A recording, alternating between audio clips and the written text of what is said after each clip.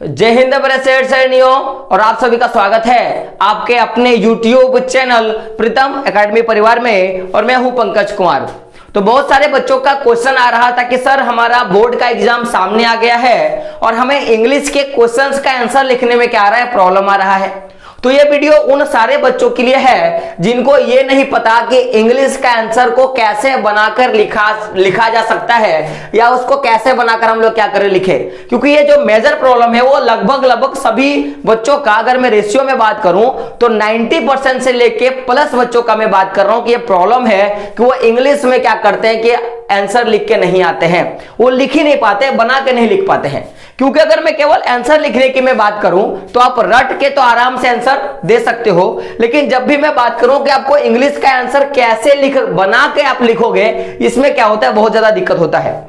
क्योंकि मैंने देखा है कि आप अगर मैथ की बात करो, आप अगर एसएसटी की बात करो या साइंस का बात करो, हिंदी की बात करो, तो ये सारे जितने भी आंसर होते हैं, क्वेश्चंस के आंसर होते हैं, बच्चे क्या करते हैं, रट लेते हैं और रट के आंसर देके चले आते हैं। और ये पॉसिबल भी है कि बच्चे बाकी केवल इंग्लिश को छोड़ दिया जाए तो बाकी जितने भी सब्जेक्ट हैं सबको रट के उसके आंसर दे के आएंगे तो उनको दिक्कत नहीं होगा। लेकिन जब भी मैं बात करूं इंग्लिश का तो तब बच्चों का क्या होता है कि एक तो क्या होता है कि रट ही नहीं सकते हैं, क्योंकि इंग्लिश में कुछ ऐसे ऐसे वर्ड होते हैं जिनको हम लोगों ने कभी सुना नहीं, कभी जाना नहीं। और वही चीज क्या होता है हिंदी में कि हम लोग बहुत सारे ऐसे वर्ड होते हैं जिनको समझते हैं, पहले से जानते हैं, तो रटना क्या होता है हमारे लिए आसान होता है।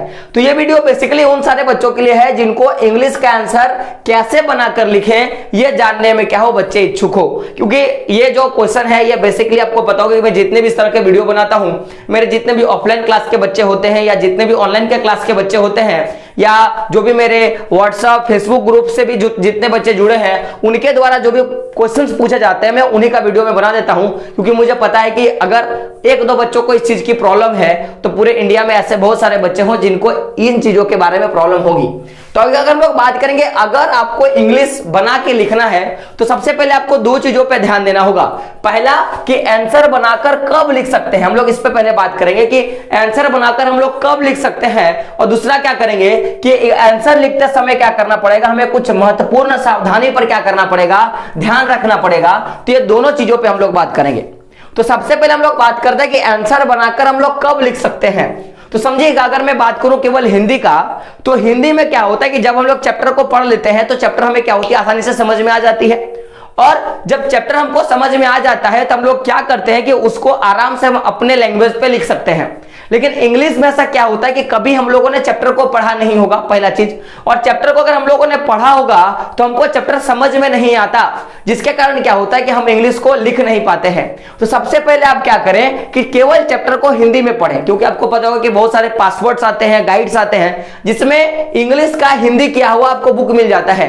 तो सबसे पहले आप क्या करें कि जो भी आप चैप्टर को पढ़ रहे हो पहले उस चैप्टर को क्या करें, हिंदी में पढ़ लो। किसमें पढ़ लो, हिंदी में पढ़ लो। यह पहला आपको काम करना पड़ेगा कि चैप्टर को आप क्या करो, हिंदी में पढ़ लो।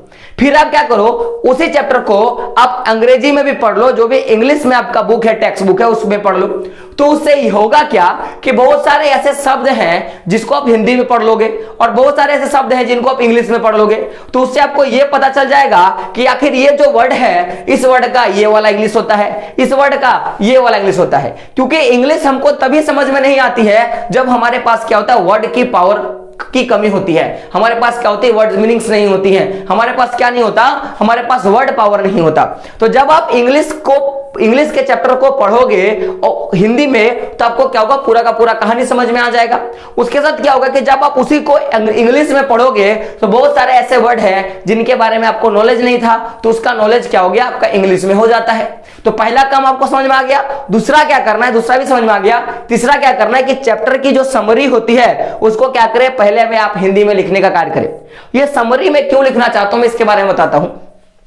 तो आप अगर एक पिक्चर देखने के लिए जाते हो तो आप 2-2.5 घंटे का पिक्चर आप देख लेते हो, ठीक है, 2-2.5 घंटे का पिक्चर देख के आते हो और उसको अगर मैं आपको बताऊं कि कैसा रहा तो आप क्या करते हो, उसको 2 मिनट में आप बता देते हो। क्या करते हो, 2 मिनट में आप बता देते हो। यानी होता क्या है कि पूरा 2 घंटा आपको व्यतीत नहीं करना है, केवल 2 घंटे में आप क्या करते हो, पूरे के पूरे चैप्टर, पूरे के पूरे उस फिल्म का सारांश क्या करते हो, हमें बता देना है। तो उसी तरह अगर आप पूरे के पूरे हिंदी चैप्टर को पढ़ते हो और फिर उसका समरी को अगर आप हिंदी में लिखते हो या समझ जाते हो तो उससे सबसे बड़ा क्या होगा कि पूरा जो इतना बड़ा जो चैप्टर है वो क्या होगा, आपका इतना छोटा हो जाएगा। क्योंकि किसी महान पुरुष ने बोला है कि कि हम लोग जिंदगी में बहुत ज्यादा कुछ सीखते हैं। अगर हम लोग कुछ पढ़ने के लिए बैठे तो हम लोग पढ़ते बहुत ज्यादा हैं, भूलते भी बहुत ज्यादा हैं, लेकिन जितना याद रहता है उतना ही हमारा ज्ञान का है। मैंने क्या बोला कि हम लोग पढ़ते बहुत ज्यादा है, भूलते भी बहुत ज्यादा है, लेकिन कुछ तो याद होता है, और वही याद क्या होता है कि आपका ज्ञान का वो बात होता है। तो आपने 2 घंटे की पिक्चर देखी, आपको कुछ नहीं याद रहा, लेकिन आपको 2 मिनट का एक क्लिप जरूर याद रहेगा किसी भी पिक्चर को देखने से कि भाई ये जो पिक्चर है वो इस घटना पे क्या था, पूरा का पूरा आधारित था। तो जब आप पूरे के पूरे चैप्टर को हिंदी में पढ़ लोगे और इंग्लिश में जब आप पढ़ लोगे तो चैप्टर पूरा का पूरा आपके माइंड में रहेगा, और उसके बदले में क्या होगा कि आपको एक छोटा सा एक 2 मिनट का, या मैं बोलूंगा कि 2-4 लाइन का कोई समरी याद रहेगा, यानी कि पूरे के पूरे चैप्टर का सारांश आपको याद रहा।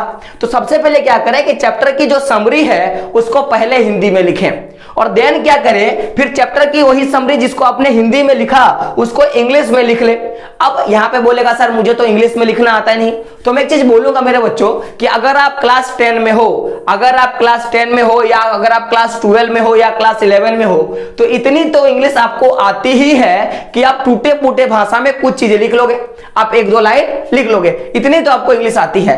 तो पहले आप उतना क्या करो, समरी के हिसाब से लिखने का ट्राई करो। इससे क्या होगा, पूरा का पूरा चैप्टर, आप कॉन्सेप्ट पूरा का पूरा आपको याद हो जाएगा। जैसे आपने भोली वाला चैप्टर पढ़ा होगा, तो चैप्टर तो बहुत बड़ा था, लेकिन आपको कितने सारी चीजों को याद होगा कि भोली एक कमजोर टाइप की लड़की थी, है ना, वो हकलाती थी, इस तरह की जो चीजें हम लोगों ने पढ़ी थी, तो वो सारी चीजें क्या होंगी, आपको याद रहेंगी।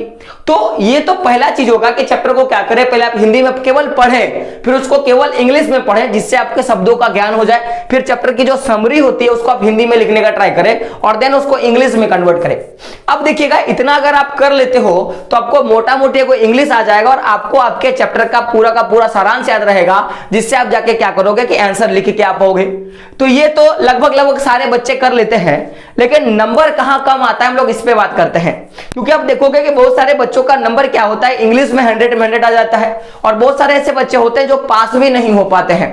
तो जिन बच्चों का 100 में 100 आ रहा है, या जिन बच्चों का इंग्लिश में अच्छा नंबर आ रहा है, आखिर एग्जामिनर जो पास नहीं हो रहा है उस बच्चा का और जो बच्चा फर्स्ट कर रहा है उस बच्चा में कोई तो अंतर दिखता होगा, कोई तो मेजर अंतर दिखता होगा, जिसके कारण उसको ज्यादा नंबर मिल रहा है या आपको नंबर नहीं मिल रहा है। क्योंकि आपने तो ये काम करा है, आपने भी करा है, और जो जिसका इंग्लिश में 100 में 100 आया है उसने भी ये काम करा है।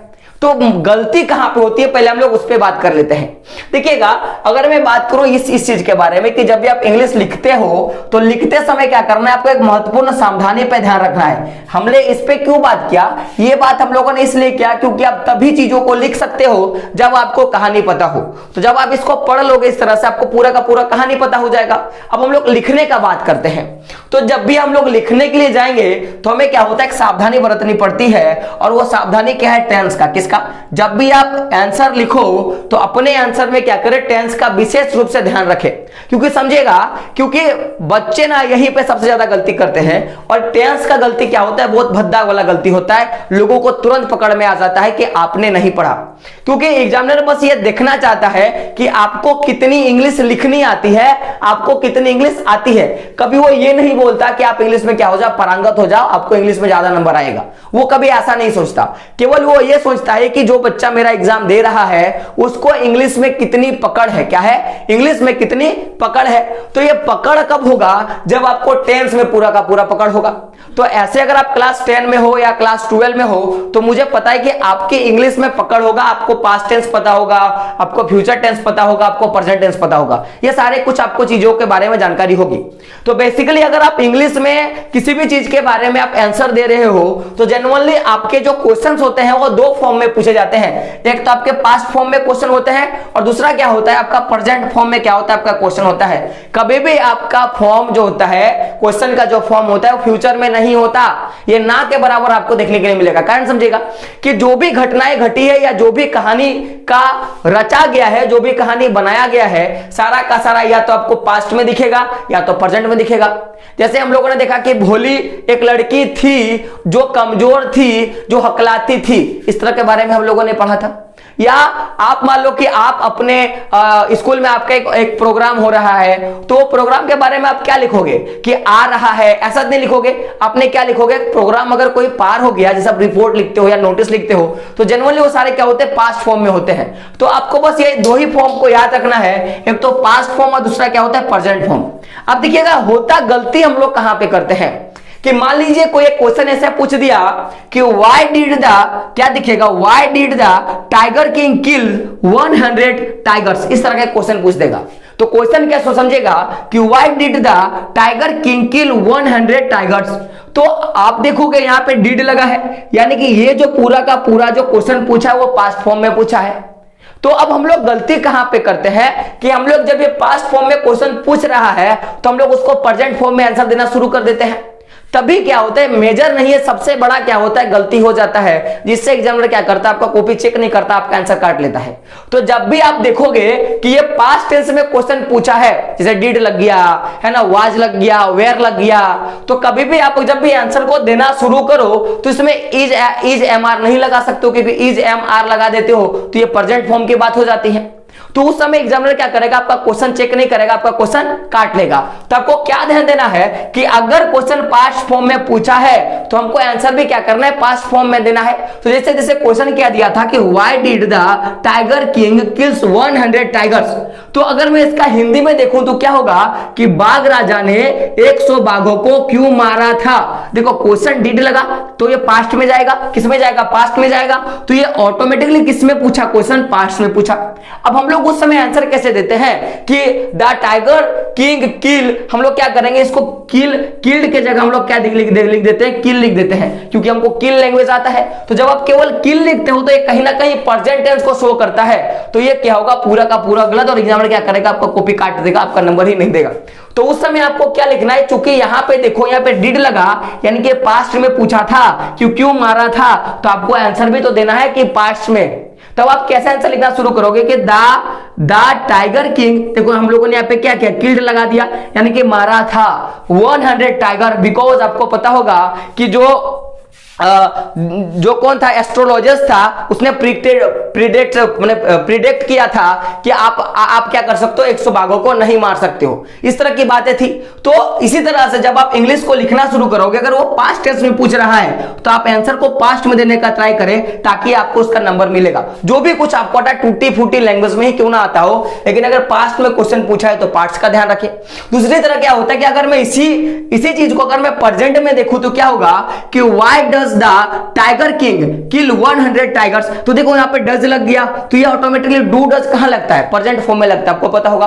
तो यानी कि क्वेश्चन कहां पे पूछा है, प्रेजेंट में। अब हम लोग क्या करते हैं, हम लोग आओ देखते ना था देखते लिख देते हैं कि द टाइगर किंग किल्ड, क्या करते हैं हम लोग, किल्ड लिख देते हैं। तो चूंकि किल्ड किस में था, पास्ट फॉर्म में, और हम लोगों ने प्रेजेंट फॉर्म में क्या किया, पास्ट लिख दिया, तो आप एग्जामिनर क्या करेगा, पूरा का पूरा काट देगा।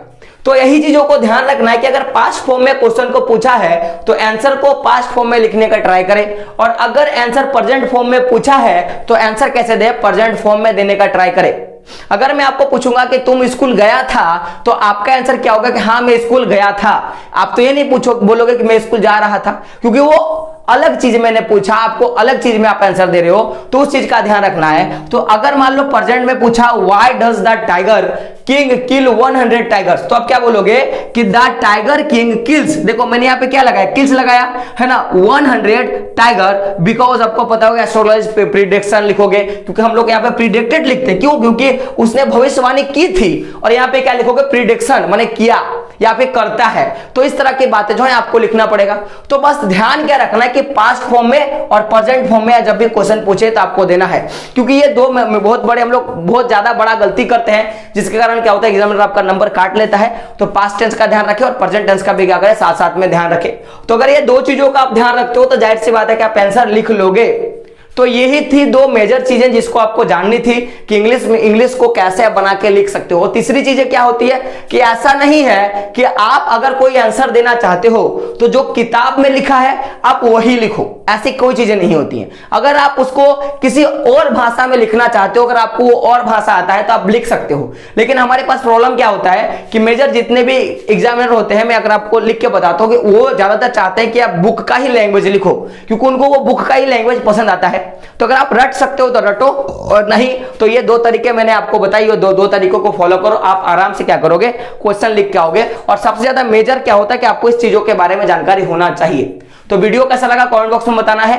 और अगला अगर वीडियो अगर कभी ऐसा अगर आप लोगों का क्वेश्चन आया तो मैं क्या करूंगा कि मैं आपको ये भी बताऊंगा कि आप इंग्लिश में कैसे पास हो सकते हो। बहुत सारे बच्चों ने कमेंट अगर कर दिया कि सर आप बताइए कि जो इंग्लिश है उसमें हम लोग कैसे पास हो सकते हैं, तो उसके लिए भी क्या करूंगा कि मैं आपको एक वीडियो बना दूंगा जिसको आप देखोगे तो 100% बताऊंगा कि आप पास हो जाओगे। यानी कि जो 33 नंबर लाने होते हैं ना वो क्या करोगे आप आराम से ले आओगे। मैं उसके लिए भी क्या करूंगा आपका वीडियो बना दूंगा, लेकिन जब आप कमेंट करोगे तो दोस्तों वीडियो कैसा लगा कमेंट बॉक्स में बताना है। और अगर अच्छा लगे तो लाइक करना है, अपने दोस्तों तक क्या करना है, शेयर जरूर करना है, और नहीं हो तो क्या करना है, चैनल को सब्सक्राइब करना है। तो दोस्तों मिलते हैं अगले वीडियो में, तब तक के लिए जय हिंद, जय भारत और आपका दिन शुभ हो।